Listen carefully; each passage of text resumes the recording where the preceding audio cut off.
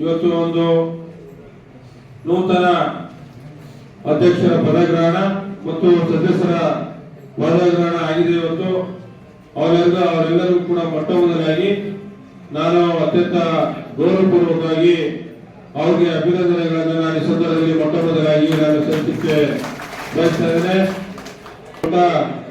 ಜವಾಬ್ದಾರಿಯನ್ನ ಹೊಣೆಗಾರಿಕೆಯನ್ನ ನಮ್ಮ ಕಾಂಗ್ರೆಸ್ ಪಕ್ಷದಿಂದ ನಮ್ಮ ಸರ್ಕಾರದಿಂದ ನಾವಿತ್ತು ತಮಗೆ ಜವಾಬ್ದಾರಿ ಕೊಟ್ಟಿದ್ದೇವೆ.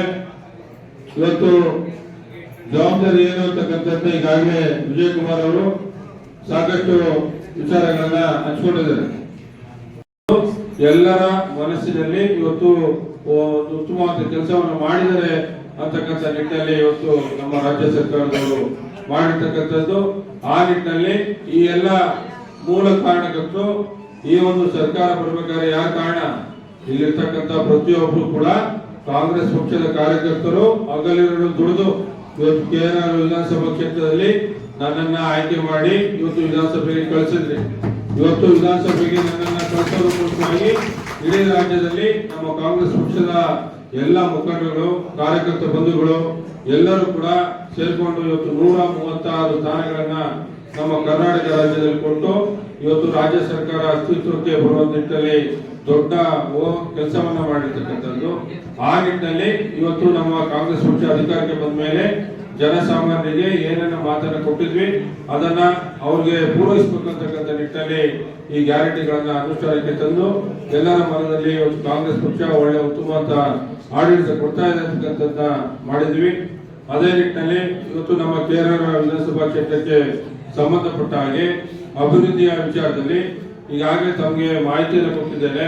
ನಮ್ಮ ಕಾರ್ಯಕರ್ತರ ಮುಖೇನ ಇವತ್ತು ಇನ್ನಷ್ಟು ರೀತಿಯಲ್ಲಿ ಮಾಹಿತಿಯನ್ನು ಕೊಡಲಿಕ್ಕೆ ಬಯಸ್ತಾ ಇದ್ದೇನೆ. ಒಟ್ಟಾರೆಯಾಗಿ 200 ಕೋಟಿಗಿಂತ ಅಧಿಕವಾಗಿ ಈ ಒಂದು ಕ್ಷೇತ್ರಕ್ಕೆ ನಾನು ಅನುದಾನವನ್ನ ತಂದಿದ್ದೇನೆ ಅಂತಕ್ಕಂಥ ಮಾತನ್ನ ಹಿಂದಿನ ಸರ್ಕಾರದ ಹಿಂದಿನ ಅದು ಅವಧಿಯಲ್ಲ, ನನ್ನ ಆಯ್ಕೆ ಮಾಡಿದ ಮೇಲೆ ನಮ್ಮ ಸರ್ಕಾರ ಕಾಂಗ್ರೆಸ್ ಪಕ್ಷದ ಸರ್ಕಾರ ಯಾರು ನಮ್ಮ ನಾವು ಗೆದ್ದ ಮೇಲೆ ಏನನ್ನ ನಮ್ಮ ತಾಲೂಕಿಗೆ ಕೊಟ್ಟಿದೆ ಅಂತಕ್ಕಂಥದ್ದು ಇದು ಸ್ಪಷ್ಟವಾಗಿ ನಿಮಗೆ ತಿಳಿಸಿಕೊಂಡು ನಮ್ಮ ಕಚೇರಿಗೆ ಬನ್ನಿ, ಅದನ್ನು ಸರಿಪಡಿಸುವ ನಿಟ್ಟಿನಲ್ಲಿ ನಾವು ಮಾಡ್ಕೊಡ್ತೀವಿ ಅಂತಕ್ಕಂಥದ್ದನ್ನ ಹೇಳ್ತಾ ಇದ್ದೆ. ಇನ್ನು ಮುಂದೆ ನಾನು ಹೇಳೋದಕ್ಕೆ ಹೋಗೋದಿಲ್ಲ. ಇನ್ನು ಮುಂದೆ ಎಲ್ಲಾ ರೀತಿಯ ಜವಾಬ್ದಾರಿಗಳನ್ನ ನಮ್ಮ 2 ಅಧ್ಯಕ್ಷಗಳಿಗೆ ಇವತ್ತು ಜವಾಬ್ದಾರಿ ಕೊಟ್ಟಿದ್ದಾರೆ.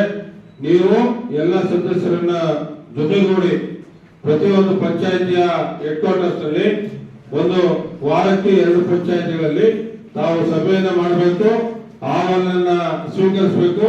ನಮ್ಮ ಜನರ ಏನು ಅನುಷ್ಠಾನ ಸಮಿತಿಯಲ್ಲಿ ನಾವು ಪಂಚ ಗ್ಯಾರಂಟಿಗಳ ಯೋಜನೆಯನ್ನ ಘೋಷಣೆ ಮಾಡಿದ್ವಿ, ಅದು ನಿಮ್ಗೆ ತಲುಪ್ತಾ ಇದೆಯಾ ಇಲ್ವಾ ಅಂತಕ್ಕಂಥ ನಿಟ್ಟಿನಲ್ಲಿ ಅಲ್ಲಿ ಸಭೆಗಳನ್ನ ಮಾಡಿ ಅವರ ಹತ್ರ ಏನೇ ಸಮಸ್ಯೆಗಳಿದೆ ಅದನ್ನ ತೆಗೆದುಕೊಂಡು ಸಂಬಂಧಪಟ್ಟ ಅಧಿಕಾರಿಗಳು ಇವತ್ತೇನು ಇದಕ್ಕೆ ಉಸ್ತುವಾರಿ ಕಾರ್ಯದರ್ಶಿಗಳಾಗಿ ಅವರನ್ನ ನೇಮಕ ಮಾಡಿದ್ದಾರೆ ಸರ್ಕಾರದವರು.